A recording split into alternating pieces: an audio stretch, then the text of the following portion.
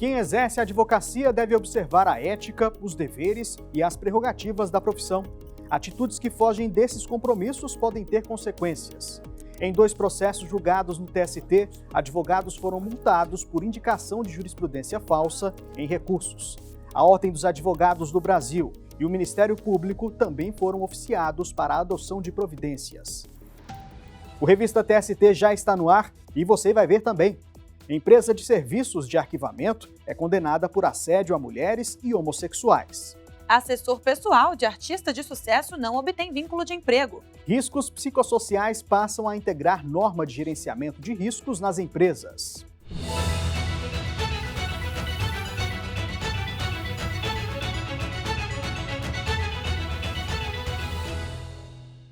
Um assessor de uma artista de sucesso não conseguiu obter o reconhecimento de vínculo de emprego. A seção 1 de dissídios individuais do TST considerou que o profissional atuava de forma autônoma. A repórter Michele Chiapa tem as informações completas pra gente. Oi, Michele. Oi, Luana. Olá, Anderson.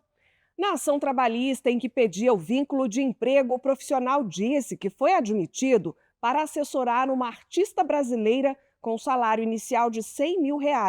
Para provar que cumpria ordens e estava o tempo todo à disposição dela, ele apresentou mensagens de WhatsApp e contratos.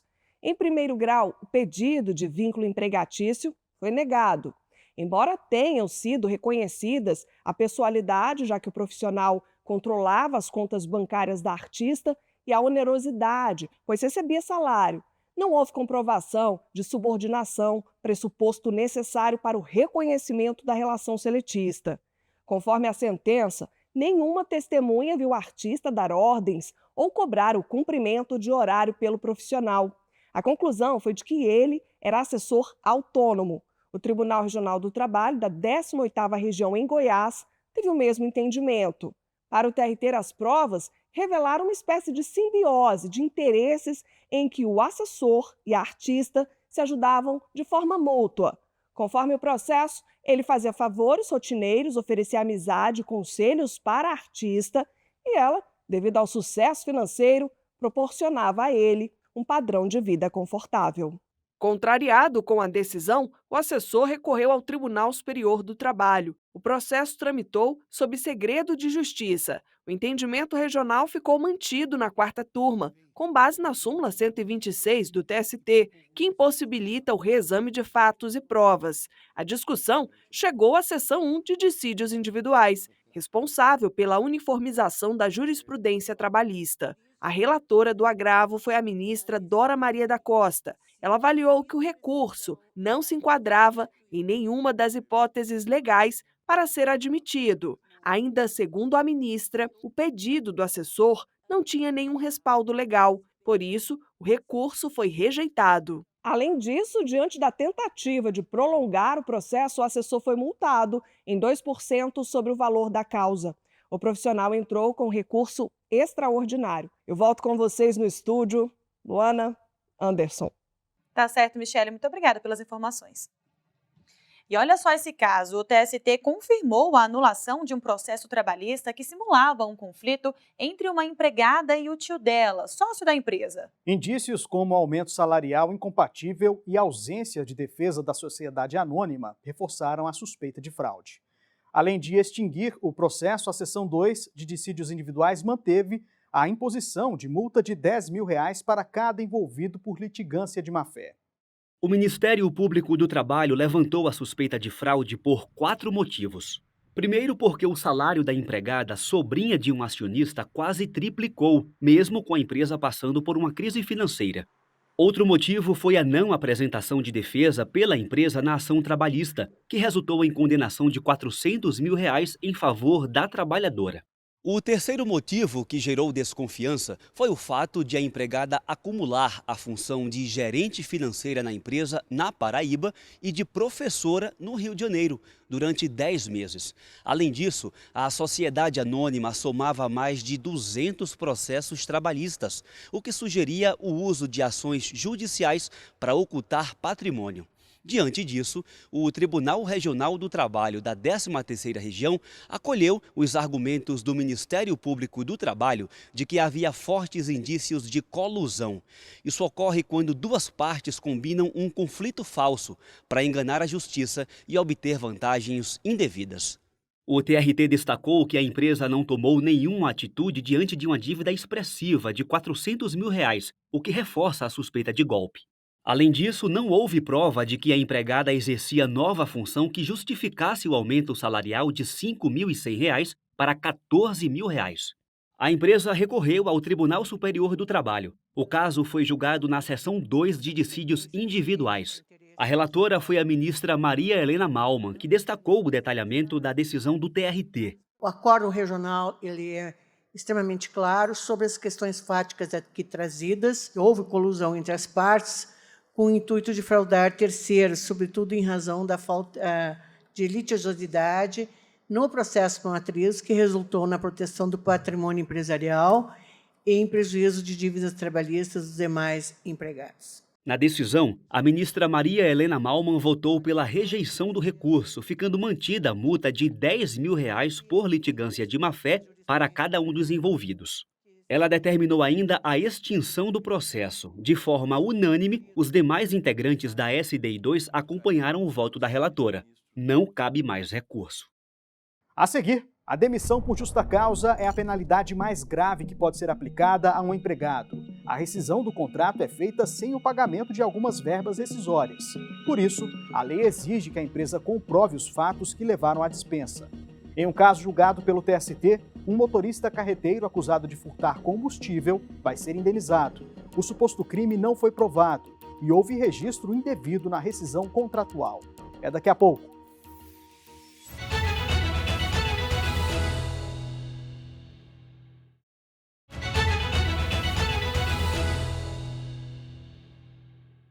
No bloco anterior, a gente mostrou um caso em que empresa e empregado fingiram um conflito trabalhista na justiça. Agora, a decisão envolve profissionais da advocacia que usaram jurisprudências falsas em processos que tramitam no TST.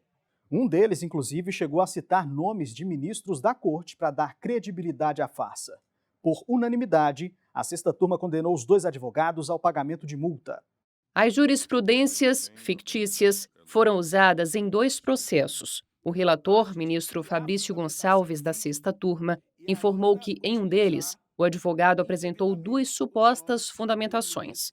Uma da ministra Maria Helena Malman, da segunda turma, e outra do ministro Cláudio Brandão, da sétima turma, envolvendo rescisão indireta e horas extras. Após uma conferência das informações citadas, foi constatado que os julgados não existiam. Além de desrespeitar os deveres de veracidade, lealdade, expediente representa o uso abusivo do sistema recursal na finalidade de obter benefício indevido, pela tentativa de estrancar um recurso. Nesse contexto, com invenção dolosa de processo e jurisprudência no Tribunal Superior do Trabalho, configura flagrante incompatível com o dever da boa-fé, devendo ensejar a aplicação de penalidades. Ao advogado, o relator aplicou multa de 1% sobre o valor atualizado da causa, pois considerou que a atitude foi antiética e feriu os princípios e normas fundamentais do processo. Também foi aplicada multa por litigância de má-fé à parte, no percentual de 10% sobre o valor atualizado da causa, além do pagamento de honorários advocatícios e demais despesas processuais. O segundo caso envolvia pedido de reparação por danos morais e materiais. De acordo com o processo, o advogado criou uma orientação jurisprudencial e modificou a redação de uma súmula. Um detalhe que chamou a atenção é que o agravo envolvia doença ocupacional, um tema que tem prioridade de tramitação na Justiça do Trabalho, devido à relevância social e à condição de vulnerabilidade de quem entrou com o recurso. No acórdão, o ministro Fabrício Gonçalves reforçou que a conduta implica atraso indevido no regular prosseguimento da ação, acarretando prejuízo direto ao trabalhador adoecido em decorrência das atividades prestadas em benefício da empresa. Além disso, a conduta compromete não apenas a efetividade da prestação jurisdicional, mas também a dignidade da pessoa humana, que tem proteção jurídica assegurada. Do mesmo modo que no primeiro processo, foi aplicada multa à parte e ao advogado. O relator frisou ainda que vai oficiar à Ordem dos Advogados do Brasil e ao Ministério Público Federal para a adoção das providências necessárias. A ministra Cátia Arruda concordou com as duas condenações. É claro que nós não sabemos o que vai ser dito, que houve um equívoco na citação da súmula, que não se trata dessa questão. Então, eu acho super importante que a matéria seja divulgada para que haja todo um efeito pedagógico. O ministro Augusto César também acompanhou o relator nos dois casos. Eu acho que é um ato atentatório à própria advocacia, porque nós caminhamos bem quando, por exemplo, substituímos a necessidade do advogado autenticar cópias que estaria juntando ao processo com a declaração do advogado de que aquelas cópias eram autênticas. Era uma relação de confiança que se estabelecia com o advogado. E, ao mesmo tempo, nós temos a súmula 337, nós temos alguns dispositivos do CPC e da CLT que exigem uma identificação da fonte jurídica em que estaria aquele aresto divergente, como se fosse possível que um advogado trouxesse à consideração da Corte uma jurisprudência falsa, uma jurisprudência mentirosa, uma jurisprudência que não existisse.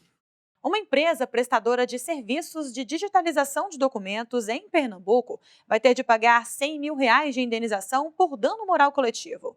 A 7ª turma analisou denúncia de assédio e discriminação feita pelo Ministério Público do Trabalho, que constatou que uma gerente da empresa tratava com rigor excessivo mulheres e homossexuais. O repórter Rafael Silva tem as informações completas desse caso para a gente. Oi, Rafael. Olá, Anderson e Luana. O MPT incluiu na ação civil pública depoimentos que relataram que a gerente chamava a atenção da equipe na frente de todos, gritando e batendo na mesa. Também usava termos ofensivos e chacotas para se dirigir aos homossexuais e às mulheres. Enquanto isso, privilegiava um grupo formado majoritariamente por homens jovens. A conduta discriminatória foi reconhecida pelo juízo de primeiro grau, que condenou a empresa ao pagamento de indenização por dano moral coletivo de R$30 mil. O Tribunal Regional do Trabalho da 6ª Região, em Pernambuco, manteve a sentença. A empresa de digitalização de documentos também ficou proibida de adotar práticas vexatórias, humilhantes e discriminatórias em relação a gênero, religião ou qualquer outra característica individual. Além disso, foi obrigada a realizar uma campanha educativa interna contra assédio moral e discriminação. O MPT entrou com recurso no TST pedindo o aumento do valor. O relator na 7ª turma, ministro Agra Belmonte, frisou que, ainda que se discuta apenas o valor da indenização, não há como deixar de considerar a relevância do caso. Ele ressaltou que o setor envolvido tinha mais de 100 pessoas subordinadas à gerente. O ministro lembrou que o protocolo para julgamento sob perspectiva de gênero do Conselho Nacional de Justiça foi elaborado com o objetivo de reconhecer que a influência do patriarcado, do machismo, do sexismo, do racismo e da homofobia são transversais a todas as áreas do direito, que não se restringem à violência doméstica e produzem efeitos, inclusive, nas áreas de direito penal, do trabalho, tributário, civil, previdenciário, entre outros. O relator explicou que a reparação por dano moral coletivo tem natureza punitivo-pedagógica, cuja finalidade é reprimir e dissuadir a prática da conduta ilícita do ofensor. O ministro Agra Belmonte destacou ainda que, diante da gravidade da conduta da empregadora envolvendo discriminação de gênero contra mulheres e homossexuais, o valor fixado pelo TRT era irrisório e devia ser elevado para R$100 mil. Ficou vencido o ministro Evandro Valadão, que propunha um valor menor de R$60 mil. A empresa entrou com agravo ainda não analisado. Anderson e Luana. Obrigado, Rafael. Bom trabalho para você. E a 2ª turma condenou uma transportadora de Limoeiro da Serra, no Espírito Santo, a indenizar um motorista dispensado por justa causa. O homem havia sido acusado de furtar combustível. Para as ministras, o fato de o trabalhador ter sido demitido por suposta improbidade gerou consequências à honra e à imagem dele. A empresa teria descoberto que, durante 2 meses, cerca de 465 litros de álcool anidro sumiram de um caminhão. Responsável por transportar o combustível para vários estados brasileiros, o trabalhador foi então demitido por justa causa. Mas o motorista contestou a acusação em uma ação trabalhista. Ele alegou que a medição do álcool pode variar, especialmente por conta das mudanças de temperatura. O profissional também informou que o lacre utilizado no compartimento que carregava o material não havia sido violado. Mas, em primeira instância, os pedidos de reversão da justa causa e de indenização por dano moral foram rejeitados. Já o Tribunal Regional do Trabalho da 17ª Região, no Espírito Santo, entendeu que não havia provas suficientes de que houve o furto do combustível. De acordo com o TRT, as evidências não demonstraram nada além de variações naturais do transporte interestadual. Por isso, a sentença foi reformada e a justa causa revertida. A decisão, porém, não determinou o pagamento de indenização por dano moral. A transportadora recorreu ao Tribunal Superior do Trabalho. A relatora do caso, na segunda turma, foi a ministra Adelaide Miranda Arantes.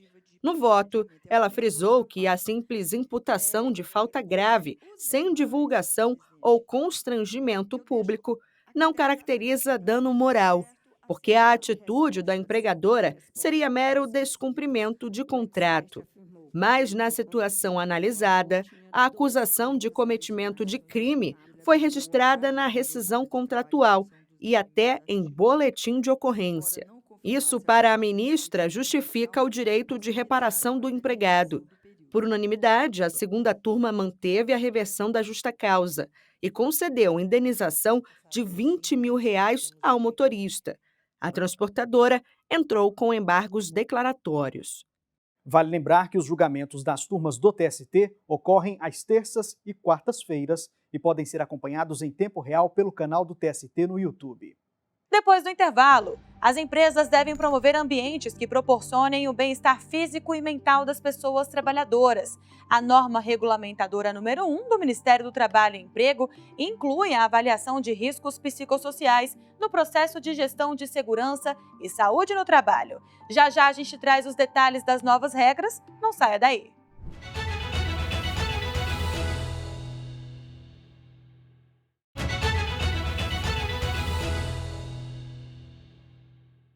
O Tribunal Superior do Trabalho publicou novos editais sobre recursos repetitivos, valor do pedido, justiça gratuita para sindicatos e desoneração previdenciária estão entre as 9 questões jurídicas que vão ser debatidas. As teses definidas serão aplicadas em todos os processos individuais e coletivos que tramitam na Justiça do Trabalho envolvendo os mesmos assuntos. Pessoas, órgãos e entidades podem enviar manifestações. Para mais informações, acesse o site tst.jus.br. Cobranças excessivas, metas inalcançáveis e assédio no ambiente profissional adoecem pessoas em todo o país. Os números são alarmantes. Os afastamentos por transtornos mentais no trabalho mais do que dobraram nos últimos 10 anos. Segundo o Ministério da Previdência Social, só em 2024 foram registradas mais de 472 mil licenças associadas a problemas como estresse, depressão e ansiedade. Exatamente, Luana. E pensando nisso, o Ministério do Trabalho e Emprego incluiu os riscos psicossociais no mapa de prevenção das empresas, que terão 1 ano para se adaptar. Inicialmente, a norma regulamentadora número 1 passaria a valer em maio de 2025, mas a data foi prorrogada para 25 de maio de 2026 e agora a saúde mental precisa ser tratada com a mesma seriedade que os demais riscos ocupacionais. Vamos ver os detalhes na reportagem especial de Samantha Flor. A mente humana se enche de emoções ao longo da vida. Mas quando o que entra é medo, pressão e esgotamento, o que transborda é sofrimento, na forma de sobrecarga, estresse, exaustão. O impacto disso é visível em números. Os afastamentos por transtornos mentais mais que dobraram em 10 anos. De 221 mil, 721 em 2014 para 472.328 em 2024. Um custo alto para todos, trabalhador, empresa e sociedade. Esse motorista de ônibus que prefere não se identificar sentiu o peso da sobrecarga. A pressão diária, a falta de estrutura de apoio e o pouco reconhecimento o levaram a um colapso emocional. Hoje, ele está em tratamento e aguarda a chance de recomeçar. O motorista de ônibus, ele é responsável por tudo. Tudo. Se alguém xinga o motorista, ele tem que ficar quieto, se ele revidar. Se alguém olhar para você e não gostar e ligar para a empresa lhe chama, lhe dá uma punição. Você tem que bater meta, você tem horário. Você chega no terminal, você não pode ter uma dor de barriga, porque você tem horário, você tem que sair. Você tem terminal que você chega, não tem estrutura. Você chega na empresa, não tem apoio. Essa ex-assessora parlamentar, que também não quis ser identificada, sofreu assédio moral e sexual. As consequências foram devastadoras. Você enfrentou o assédio moral e sexual no ambiente de trabalho. Quais foram os efeitos disso na sua saúde mental? Eu comecei a ter insônia, taquicardia, ao chegar no ambiente de trabalho. Não me senti bem, porque inclusive as pessoas que cometeram assédio viraram-se contra mim, pararam de falar. Então eu sofri retaliação interna, né, pelo meu posicionamento. E pela questão mesmo da depressão, que começou a vir ideações suicidas, eu me sentia esgotada, eu não queria mais ter contato social, isso me dava taquicardia. O trabalhador começa a apresentar-se, mesmo que ele não tenha um absenteísmo, ele começa a apresentar alterações no seu comportamento, ele se isola dos colegas, ele não cumpre a sua produtividade. Ele apresenta sinais de melancolia, de angústia, ou ele traz agressividade, irritabilidade, que gera um clima organizacional adoecido, desfavorável, uma competitividade exacerbada entre esses trabalhadores. O descumprimento, muitas vezes até da ordem ética, né? Condutas que ferem a ética e as regras de conduta da própria organização, em função de um sinal já de uma vulnerabilidade de adoecimento. Diante desse cenário, o Ministério do Trabalho e Emprego determinou que as empresas passem a considerar os riscos psicossociais no gerenciamento ocupacional. A medida, que começou a valer de forma educativa, reconhece que excesso de trabalho, metas abusivas e falta de apoio também são fatores de risco. As empresas vão ter de identificar, avaliar e implementar medidas para modificar condições que levem ao estresse, à ansiedade ou à depressão. O monitoramento deve ser contínuo. Também será necessário investir em treinamento das equipes. Os empreendimentos terão um ano para se adaptar. Inicialmente, autuações passariam a valer em maio de 2025, mas a data foi prorrogada para 25 de maio de 2026. A principal mudança foi no capítulo 1.5, que trata do gerenciamento de riscos ocupacionais. E a mudança foi no sentido de fazer uma participação mais ativa dos trabalhadores, dar um enfoque nessa participação dos trabalhadores, melhorar o gerenciamento de riscos com relação à severidade dos agravos à saúde do trabalhador e, dentro disso também, a inclusão específica do acompanhamento dos fatores de risco psicossociais relacionados ao trabalho. Uma comissão com representantes do governo, sindicatos e empresas vai acompanhar a implantação das medidas. O Ministério do Trabalho e Emprego lançou ainda um guia com informações sobre os fatores de riscos psicossociais relacionados ao trabalho. Ferramentas como pesquisas de clima organizacional, avaliações periódicas e canais de comunicação serão essenciais para identificar problemas. Os objetivos principais são orientar e proteger tanto a saúde de quem presta serviços quanto a produtividade das organizações.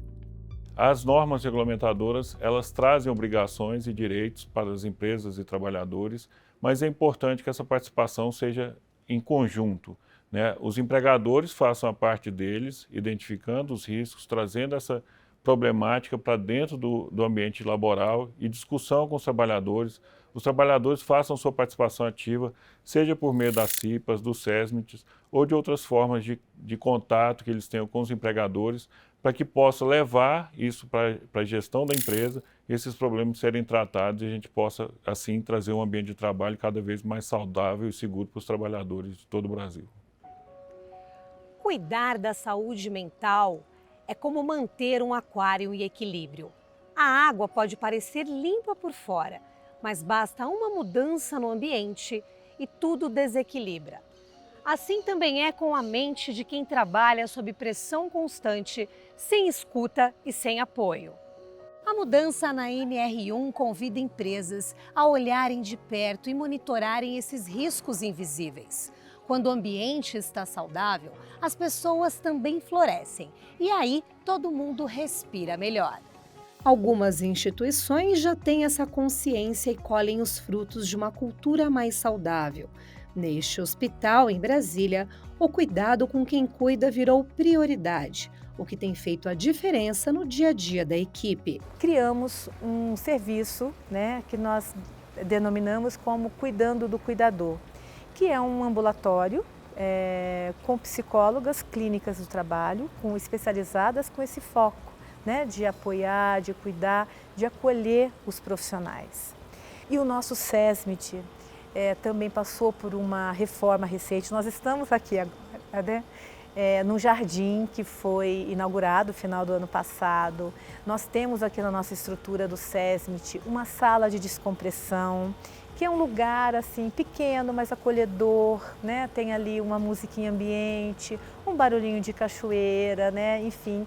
E o funcionário sabe que se ele está num momento ali do trabalho muito estressado ou enfim, ele pode descer, entrar, não precisa nem falar nada. Ele entra, abre a porta, fica ali quietinho. Experiências como essa mostram que sim, é possível transformar o ambiente de trabalho em um lugar de acolhimento, rico em saúde, produtividade e dignidade. A Justiça do Trabalho realizou a 9ª edição da Semana Nacional da Conciliação Trabalhista. Mutirões de audiências foram realizados em todo o país para solucionar o maior número de conflitos por meio do diálogo mediado. E por falar em conciliação, o Conselho Superior da Justiça do Trabalho atualizou a Política Judiciária Nacional de Tratamento Adequado de Disputas de Interesses. A iniciativa busca ampliar a efetividade das soluções consensuais e alinhar a política institucional aos normativos recentes do Conselho Nacional de Justiça. Para mais informações, acesse o site csjt.jus.br. O TST celebrou acordo entre a Empresa Brasileira de Pesquisa Agropecuária, Embrapa, a Companhia de Desenvolvimento dos Vales do São Francisco e do Parnaíba, Codevasf, e o Sindicato Nacional dos Trabalhadores de Pesquisa e Desenvolvimento Agropecuário, SINPAF. A medida estabelece as bases do acordo coletivo de trabalho da categoria para o biênio 2024-2026.